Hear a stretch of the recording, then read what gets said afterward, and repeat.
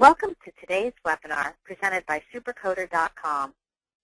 Supercoder.com is an online coding solution offering Part A and B coding reference tools, resources, and not more than 30 specialty coding and compliance newsletters from the Coding Institute in one site. I hope you enjoy this short session.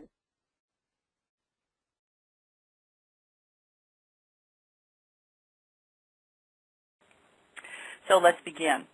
My slide number 2 is a disclaimer slide, and I always put this in as a reminder to say to you, if you hear something on this audio conference today that is going to cause you to change the way you consider doing something in process in your coding area, please do yourself the absolute, I insist that you go ahead and check the sources. Things change quickly. There's one of my slides that we're going to talk about that I have to change some information because from the time the handouts were turned in until now it's changed. So in this electronic age where things change quickly and are posted out in the Internet quickly, again, if you hear something that's causing you to consider changing the way you do something in your coding and billing arena, please do some research yourself and make sure that the information that you're basing your change on is current information. Speaking of current information, one of the things that we have been lucky enough as we look on slide number 3 is that Congress finally passed a short-term Medicare program extender as part of some other payroll, tax, unemployment insurance legislation. One of the things that it did was took the negative, the proposed negative update for payment of claims on the Medicare physician fee schedule to what was called the 0% updates for payment. Now, that will supersede for the time frame you see for the 2 months, the originally proposed 29.5% decrease, and then it went to 27.4%. But they're basically saying they're going to have a 0% update. You do want to check with your local carrier. We have had some adjustments to the geographic practice indices, or GPCIs. RVUs have seen revisions. There's also multiple procedure payment reductions, and so that 0% update that we're talking about it's not that everything's going to be at exactly 0. If you look at the next slide, in this budget neutrality, there is a minor increase built in. I don't really understand it except to say that the conversion factor multiplier for 2012 is just a little bit different than it was in 2011. But remember, you do need to check your RVUs and your GPCIs in order to get the fee schedule that is appropriate for your area. This is only until February the end of February, and this is to hopefully avoid all those wonderful checks that you got for patients for 12 cents in those mass adjustments that we saw after last year's fee schedule problems.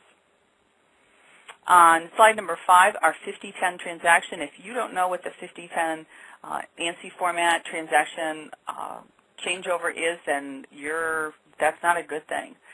Compliance was required as of January 1st of 2012, but we did receive notification that Medicare will not enforce compliance for the first 3 months. They're saying it is not a postponement, but rather they're not enforcing compliance. You want to check with your software clearinghouse to see where you are. Do not wait. This needs to be implemented. It is that ANSI format, that electronic format of information in preparation for ICD-10. And one of the biggest questions that I always ask my students when we talk about the 5010 is, what does your computer screen look like once your 5010 has been implemented? And what is your computer screen going to look like on October 1st of 2013 when ICD-10 is implemented? Are you going to have 2 separate screens to handle the 2 different coding systems? Are you going to toggle between screens? Or is your software going to know just based on the date build that it needs to pull from this ICD-10 database of codes as opposed to I-9? I don't have answers to those questions. Those are questions for you to ask and to know the answers for. Speaking of ICD-10 and that October 1st of 2013 deadline, as we look at slide number 6, it is a drop-dead date. October 1st, 2013, all services will need to be billed with the ICD-10 format, which is going from 14,000 or so codes to upwards of 70,000 codes. And that is because we now have a maximum of 7 digits as opposed to the current maximum of 5. In addition, it will allow for more codes on a particular claim form, but that greater code specificity is what we're looking for, and you'll hear me make reference to ICD-10 in several. Supercoder is the fastest growing online reference tool with more than 25,000 subscribers.